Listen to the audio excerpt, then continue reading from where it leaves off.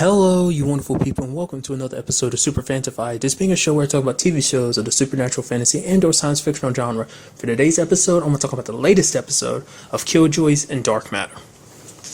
Starting with Killjoys, a very interesting episode because we basically have the team split up. We have Pawter and Johnny dealing with stuff on Crash, and then we also have D'avin and Dutch mainly dealing with Khylen stuff. But let's go over basically Johnny's side of the story.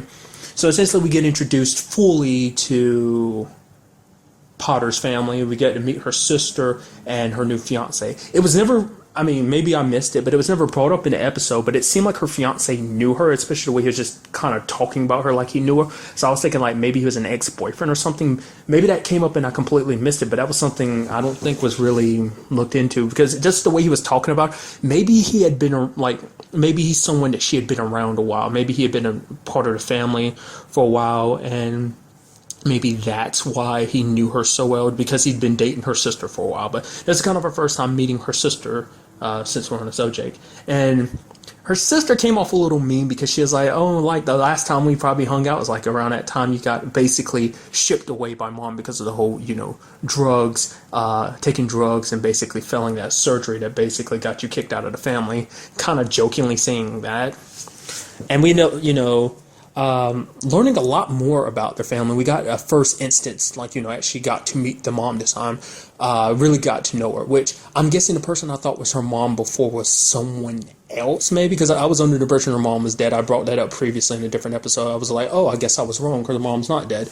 I guess I confused a different character for her mom. Nonetheless, her mom is kind of like a little rough around the edges. We do see why Pawter there's such a big gap between them, why they have such problems with each other, because it's like, you think it was just a simple fact of like, Pawter, got on drugs and that's why the mom kicked her out, but it's like there's so much more to it.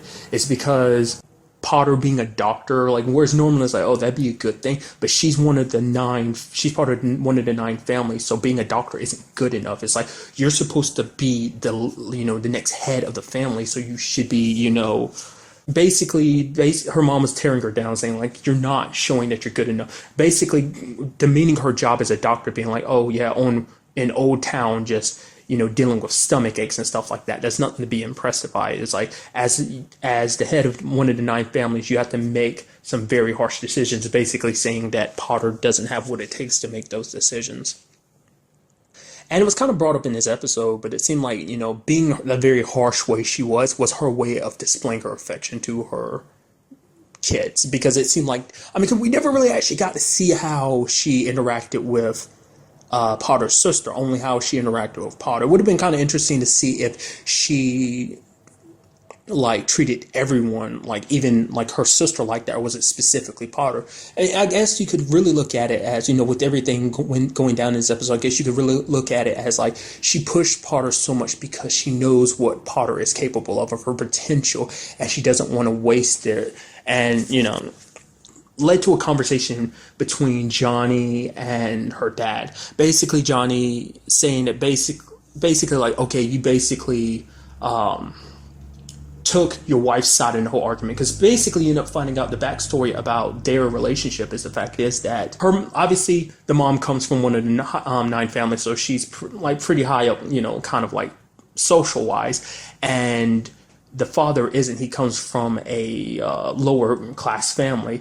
But the mom fought for the relationship and she ended up winning. That's how they were able to be together. But but Johnny was like, wait, so that was all fine and dandy, but when it came time to sticking up for your daughter, you didn't. You let your wife cast her out. But then basically saying, you don't know what kind of decision I had to make. Basically, I have to choose between the 2 people I love the most. And it's like, basically said was that because he decided to kick her out, that left the mom to be the one to take the responsibility for everything. And that's kind of a good thing and a bad thing. Essentially, the dad didn't want Pawter to end up the way the mom ended up. Basically, to be in the position she's in, you have to make very harsh decisions, basically become someone that you hate. Being the person that she is kind of, asshole person that she is, that that kind of came with being the head of one of the 9 families. And basically, you could argue that, well, not really just argue, say clearly that the father didn't want that for Pawter. He wanted his little girl to stay the very nice and caring person she was, so that's why he was okay with her being cast out. You can really say it was really the decision for both of them, because I guess at the end of the day, whether she outwardly said it or not, the mom didn't want Pawter to necessarily become like her. I feel like maybe there's a part of her that did, because it's like that was the only way you could lead the 9. But maybe there was a part of her that also agreed with their dad, with her dad being, or her husband. I should phrase it that way. But there was also a side of her that agreed with her husband being like, I'd rather our daughter stay the way she is. But, with everything unfolding by the end of the episode, and that sucks for Pawter. She literally lost both her parents back to back to back. I mean, her mom made a sacrifice, to make sure that Pawter had a body to study to fight back that fall, which interestingly enough, her mom made. But basically someone used it against them. Essentially, what I'm thinking is she basically created that so it can make Kresh uninhabitable. She's basically saying, I'm doing that for the future of everyone here, of the 9 and everything. Now, what I'm thinking that comes from, because there was that whole thing about how the company was going to basically, there was a lie to say, basically you live 7 generations on, basically the 7th generation of any family. If you live all your life on Westerly for like 7 generations, the 7th generation was promised land on Leith. So I'm thinking maybe something along those lines. I don't know. It was never really brought up like what it is. Maybe it was something like that. It's like get rid of Kresh, make it uninhabitable because of a circumstances like that. Or maybe there was something else. Maybe it's something to do with whatever Khlyn's connected with. Maybe all that is the reason why. Like the mom never really gave a direct answer. Maybe that's something Pawter is going to learn about when she, now that she's ascended.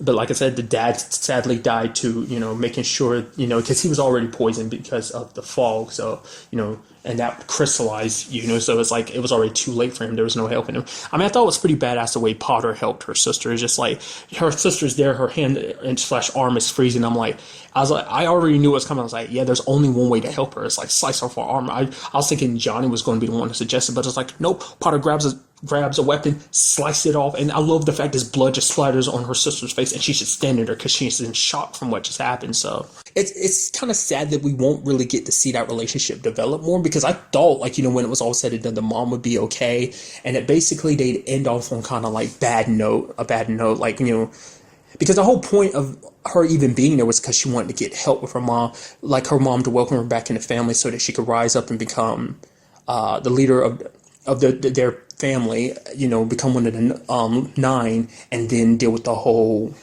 wall situation on Westerly.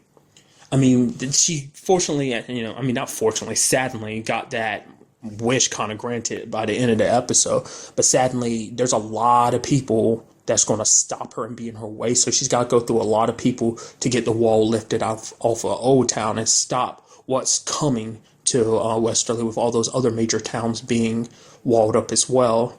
So it's going to be like a long upheaval fight. And then we moving over to like the whole Khylen and D'avin Dutch situation. I thought that was really nice. Like basically we see that because of that plasma, you can actually connect with people on like a neural link, and he kind of got into Dav's head, even made Dav even subconsciously remember that song he heard buzzing around in his head before he passed out. And because Dav kind of fought back a little bit in his mind, he ended up switching bodies with Khylen. I'm kind of jumping ahead of that, but I'm almost skipping over the whole fact is, like, last episode we found out he was going to go track down Papa Jacoby. Ended up doing it. Basically find out that Dav has not been back home, even seen his dad since he was younger, because his dad basically is a sheriff on that particular planet or whatever. Basically gave Dav a choice. You can be in the military or you can go to jail, because I think, if I remember correctly, him and Dav were about to fight. If not, Dav was trying to punch him, but he's like, oh, join the military or get arrested. So it kind of shows you how much of a hard ass he was. And Dav chose the military and never came back since. He hasn't seen Dav since then. So they ended up switching bodies because of the circumstances, which we kind of which had its benefits, I guess, because, D'avin ended up talking to his dad, which surprisingly his dad was like, oh, I'm sorry. I'm sorry for, what I did, that I'm being the jerk I was, that I scared you. And he's like, you didn't scare me. I left home because I knew if I stayed here, eventually I would have ended up killing you. And it basically saved his dad's life by telling him to leave and get away. Because interestingly enough, it's like they injected him with the plasma. We don't really know what it did to him, because it's like, oh, he's a little too old to be a 6, but they were basically wondering if the same thing that happened with D'avin, rejecting the plasma, would have happened with him. And it seemed like he was okay. Maybe not enough plasma was in his system for him to completely turn into a 6, or maybe we haven't seen the aftermath of that yet, because D'avin doesn't know they already injected him. So, maybe that's something that's going to come back. They were going to bring up his mom, because, they don't know about the fact is that D'avin and Johnny's mom, she died a long time ago. But, because they were going to wonder, it's like, oh, maybe it's something on their mother's side that let D'avin do what he does. Obviously, after looking at a scan, because, D'avin was hurt from those two guys that they were taking in earlier in the episode. They got free and ended up attacking D'avin. And what I really like the fact that Khylen was like, ooh, pain is kind of a new sensation, because he hasn't felt it for a long time. But then eventually he was like, yep, okay, the novelty of being hurt is starting to wear off. So, but he ended up looking at the scans and realized, and I brought this up before, it had to be one of the reasons why D'avin was immune to it, and it is the military experiments they ran on whatever it may have been. Because I knew it had to be a key factor, because I was like, if it was something family related, it would have been in Johnny too, but it doesn't seem like it, because those things, you remember the things for a couple episodes ago when they were in the mine, those things were afraid of D'avin. They weren't afraid of Johnny. So I was like, it had to be whatever the military did to him, which Khylen finds very fascinating, because he was like, I can use this as an opportunity to find out what they did and replicate it. But it's like, why do you want to replicate that? Doesn't that kind of contradict what you're trying to do, the whole making 6s and everything? Or maybe it's because he knows what's coming, like whoever he's been working with previously, they're the ones making 6s, and he wants to stop that. I don't know, like a lot of stuff went down between him and Dutch when they were talking, bringing up the fact is that he doesn't want to tell Dutch everything, because he knows she is the way she is, and when she learns the truth, she's basically going to jet off and go in head first, without really thinking. And basically saying that, admitting about the file going like that he sent off Red 17 before they shut everything down. Basically saying once she looks at those files, once they get encrypted, once she looks at those files, she'll know the truth. And then, she'll find her answer as to how to handle herself. Because Dutch has felt off kilter lately, because she's always hated Khylen. Her hate for Khylen is what kept her going, kept her motivated. Now that she doesn't hate him as much anymore, especially, because, learning this season, it's like, yeah, Khylen's not all that bad. He is legitimately trying to look out for you, keeping you protected from something out there. So, because of that, her hate for him has gone down. And so she does dislike him with the way he handles things, all the secrets he's kept, what he's done to her, put her in the situation she's in. He does dislike her for that, but because she doesn't hate him anymore, that strong emotion isn't pushing her forward, so she kind of feels off kilter, like, she lost her anchor to kind of keep her balanced. But he's basically saying this truth will help her kind of find that balance again. I also like the fact is that Dav talked about how it felt to be in Khylen's body, how he felt kind of like, basically made him feel smooth, like it felt good. He just felt very powerful in Khylen's body, and he took down Fancy. I even like the fact is when he shocked Fancy, he was like, we need to get one of these. Makes you wonder, will they or not? We even had Fancy nearing the end of the episode, like, are we going to meet up with Jacoby again? I guess, I don't know whether he was talking about their dad or was he talking about Dav. I think he was talking about Dav, and he's like, I'm looking forward to it. I think that means because he wants kind of a rematch with Dav. That's going to be very interesting. I wonder, can they reverse the 6 process? Because I kind of want to see Fancy kind of come back. It is kind of interesting that even though he is a 6, there is a bit of, being a 6 doesn't completely deprive you of your personality. It's still there, so you still do have your wits about you and stuff like that. It's not like you're a completely mindless drone. So, oh, I also forgot about the fact is we learned that whoever that person is that we've been seeing in the flashbacks and stuff, that's not Dutch. That's someone else. So it's like, could that be her real mom then?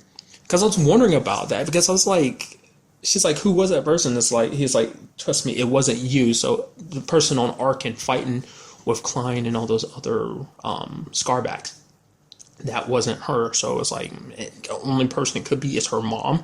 Not unless, like I said, we bring up the fact is twin or something like that. I mean, it's entirely a possibility. So very interested on like just figuring that whole situation out. What is so bad out there that Khylen, what is this big secret that's hidden that Khylen has got hidden, like that's hidden in those files that they've got and they're trying to decrypt.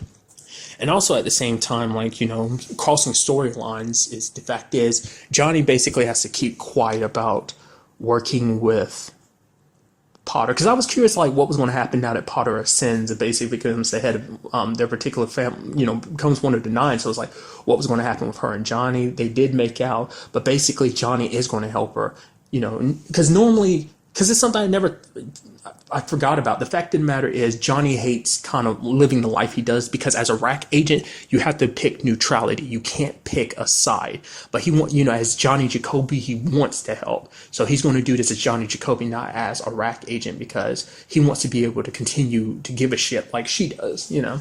And Johnny's always cared, but his position as a RAC agent doesn't allow him to. So he wants to, you know, basically kind of, you know, without informing the RAC about what he's doing, because basically doing what he's doing, choosing a side, is basically going against the creed of the RAC, and it could shine a light on him, Dutch, and D'avin, put them in trouble.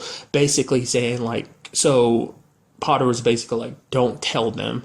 Like, not just for our sake, but for their sake as well. And Johnny has to keep that secret. But then Dutch is like, you know, nothing's changed between us, right? Like, everything's kind of the same, because I need you to stay the same constant. With everything changing around me, I need some constant in my life. I'm glad to know it's you. So basically, it's kind of interesting because we find Johnny in a kind of a similar situation as Pawter's dad, basically having to be between the two people he cares about most and having to make a decision about who he's going to choose. Will he keep Dutch in the dark to help Pawter because he cares about Pawter, especially when that whole situation involves fixing a whole Westerly situation? But the fact is, Dutch needs him. He's very important to Dutch. He has been for a very long time. He kind of brings balance to her. Like, she needs some kind of consistency in her life with everything being sporadic and constantly changing like it is. So I'm very curious to see what will Johnny do. I feel like he is still going to keep them in the dark, but he feels bad about it. Like, at the end of the day, he's going to have to, sadly, maybe he's going to have to let one of them go. Make a decision just like Pawter's dad did. He ended up having to let Pawter go just to make sure that she didn't, you know, become like her mom. Because it makes you wonder, will Pawter have to become like her mom to do the job as a knight, or can she maintain being who she is? I mean, because that's the whole point. I think to have Johnny there too is to also help her stay who she is, so she doesn't change, stay the caring person that she is, like the person she became because she was a doctor, not the person she could have become by being, you know, the daughter of, you know, the leader of the one of the 9 families, you know. So very good episode, and I'm really super excited to see where we go in next week's episode. And now moving on to this week's episode of Dark Matter, a really good episode. Hands down, my favorite part of this episode being the android getting her personality. I was super excited for it. And you can tell the actress who plays her, Zoe Palmer, you can tell she's having so much fun. Because it's just like, because like I said, we always see the android this way, very like, oh, straightforward and just kind of blank. But now we're seeing her dressing up a little bit, letting her hair down, have a little bit of personality. Because like, I love the fact this 3 was like, I'm not sure if I'm okay with this. I'm just getting used to the android the way she is now, and then we're just going to up and change her. Then saw her and just been like, basically, how do I look? And he just didn't really give her a compliment. She's like, oh, come on, give someone a compliment every once in a while and slap them on them. But it's just like, wow. I was just super excited. Then the whole like situation with that guy at that police officer at the desk, basically trying to keep him busy. She even was a little flirtatious with him. It's like, you said you wanted 2 sugars. No, I didn't. I said, no sugar, please. And just kind of like touching him and stuff. It's just like, wow, you could be very seductive. I even like, because you get to see some of that personality when she's even having a conversation with the Dr. Dude Devin, he was like, oh, I was just, are you going to keep that look? And she's like, oh, no, I haven't decided yet. Will you keep your look? And you see Five kind of laughing. And it's just like, you see little bits of her personality seeping through.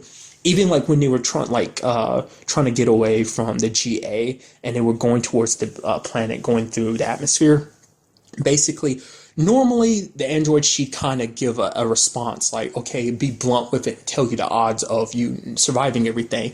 But instead she was like, it's going to be hopeful. She's like, hopefully we'll make it through. It sounds a lot better than, oh, we have like a 45% chance of surviving this,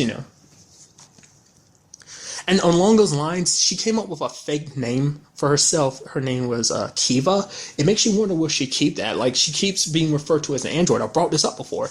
She doesn't have a name. I mean, granted, everyone else has names too, but still everyone gets called by their numbers. So I'm always going to call them by their numbers because it's a lot easier to remember numbers than it is to names.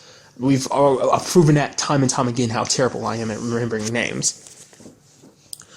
But we ended up finding out at the end of the episode because, she has that programming that's the other version of herself inside of her saying like, oh, to keep her in check, that basically the one that she had diagnosed herself in the past being like, oh, am I really, malfunctioning with the way I've been handling things. And the program was basically saying, yeah, you're screwing up big time because you basically made a miscalculation that led to a part of the ship being damaged. Granted, it wasn't that big of an issue, but it's like you still made a miscalculation because something's wrong with your programming. And the fact is that you're willing to upgrade yourself with this programming to kind of give yourself a personality shows how flawed your programming is. And eventually you're going to get the crew into danger because of that. It's like, yes, the miscalculation wasn't a big deal this time, but it could have been, and it could be in the future, especially like when the time comes. So it makes you wonder, because I was wondering if that was going to come up in this episode or not, whether like they'd be like, okay, you should probably turn back into the regular android. It's like, I think they like her as the way she is now, but because there was never any complaints, but it makes you wonder, will that turn into a thing? Be like, no, I can't turn back into the basic android. I need to stay this way because I like myself this way. I don't want to give that up. I don't want to give up being human, very human-like. I don't want to go back to just being a machine. That's how I'm thinking. Maybe that's going to be something that comes up later on. I did like the fact is we did get to see her, be a little kick-ass, which granted she's always been kick-ass before, beating the dudes up at a bar at the beginning of the episode, being a little flirtatious with that guy at the bar. But, we've never seen her kick-ass with personality and just like twisting the dude's arm and dragging him away, and the bartender pulls out a gun. She's like, points, is he worth it? Just the way she talks, the way she acts, it got me giddy. That's one of the parts of this episode I was super giddy about. So that's a very interesting, just whole series of events, and I'm very interested to see like how that will go, like how that will play out for the rest of this season, because that's going to play a big part in things. We also basically the main focus of this episode being like tracking down Jace because they found out that he's the one that killed one. What I liked is the fact is the guy that they got, the dude that basically the android captures at the beginning of the episode, him basically, because he has connections to Jason. He's like, he's like, don't worry, I can rat out anyone that you want me to. He's like, if you want to, I can rat out my mom. You won't believe the stuff I have on my mom. Don't worry, she's a criminal. So it's like, okay, glad to see you have no standards. But he was very reluctant to turn on Jace because he's like, Jace will kill me, then kill my family, and then kill my neighbors and their dogs just to make a point. But they ended up tracking down Jace, and it was pretty interesting because it came down to it basically a solo to solo. It was basically two and Jace, and it led to some interesting conversation between them because he had Jace being an idiot 2 times. One, he's sitting there shit talking Derek. One. So it's like, really? Should you really be shit talking Derek right in front of 2 Space? Because that's just going to piss her off more. That's not smart at all. Because basically saying all this stuff about him being weak and stuff like that, him being an imposter and stuff like that. But it's like, at the end of the day, 2 was like, it doesn't matter. He was part of my crew and you killed him. Because for one, she also had strong feelings for him. But it's also because Derek proved himself time and time again. Like he's not as weak of a man as Jace paints him as, because Jace didn't really get to know him like the crew got to know him. And going along those lines, they had there was that moment earlier in the episode when the android was still the android, before she gave herself the personality and stuff. Basically, 3 was like, "Why do you want to help us like get revenge for 1?" It's because 1 was one of us, and I was like, the feels. It's like, even as an android, being the way you are without even fully upgrading yourself with the personality and everything, you still are like, no, 1 was one of us. We got to get him back for it. Which also, that whole situation also led to an interesting conversation between 6 and 5. 6 being like, he wasn't 100% sure if it was a good thing, you know. It's like, if you kill someone out of self-defense, that's one thing, but going after someone simply for revenge, that's another story. But 5 is like, people have been after us since we woke up in our pods, and they'll never let us go. People will always be after us. And 5 is like, yeah, most likely. No, 6 is like, yeah, most likely. And she's like, then I think it's about time we change things. How about we stop running and we start going on the offensive and fight back? So that's very interesting. It's very interesting, especially coming from 5. I feel like, I don't know, I feel like 5 in the past might not have been so quick to, you know, go after a fight, but it's like, to protect her and her friends, she's ready to fight if she needs to. But the whole Jace situation, like, you know, he's, like I said, he was shit talking 1, and then he also started shit talking 2, because basically I'm like, what is up with you? You're not the same Patricia that I've heard about. The fact is, the Patricia I know is the moment she found out about him not really being who he claimed to be, she would have hung him up to dry, basically skinned him alive, killed him, you know, just to make a point. Basically saying like, oh, you've grown weak, you're vulnerable, like you care now. Basically saying that eventually he was like, I was going to tell the entire galaxy that you're not who you say you are. Like, you're not the same person anymore. Basically going to make it so that everyone was like, oh, we can take out Patricia because she's going soft, which doesn't mean necessarily anything, you know, because it's like, it doesn't mean they still won't take down anyone that comes their way. Yes, they're more caring people. Doesn't mean they still don't have the skills that they've had in the past. But that was very idiotic in my opinion. It's like, why do you consistently trash talk the person that's got a gun on you? I did like the fact is that basically she's got a gun on him, and it's like, dig our way out, particularly dig my way out. He's like, but he wasn't completely stupid, because he's like, the moment I dig us out of here, you're just going to kill me. But it's like, the longer you're digging, like, the fact is, I'll keep you alive as long as you're digging. So if you keep digging, you're more likely to stay alive. So, but at the end of it, he was just like, okay, I got us out of here. But he's like, you don't have to worry about killing me. You actually need me because I was paid to do it. And then she's like, yeah, I know. She was under the impression, they were all under the impression that's like, okay, the person that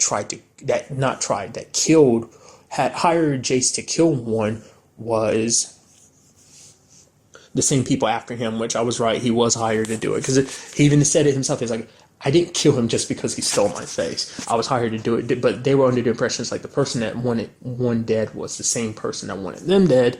But it's like, no, he's like, no, you don't even realize there's something bigger here. You need my help to help you track down the people who hired me to kill 1. Now, at this point, I was like, I don't know what 2 is actually going to do. Will she actually kill him? Will she keep him alive? It'd be kind of interesting if we kept him alive. It would have been interesting to see how the whole dynamic changed. But she said a line, she was like, yeah, but you're still the one that pulled the trigger, so you'll have to be good enough for now, and put a bullet in his head. I was like, wow. And I had to point out, bullet in the head, because it's like, there's no like, oh crap, he survived you shooting him multiple times and now he's back. It's like, no, he's dead.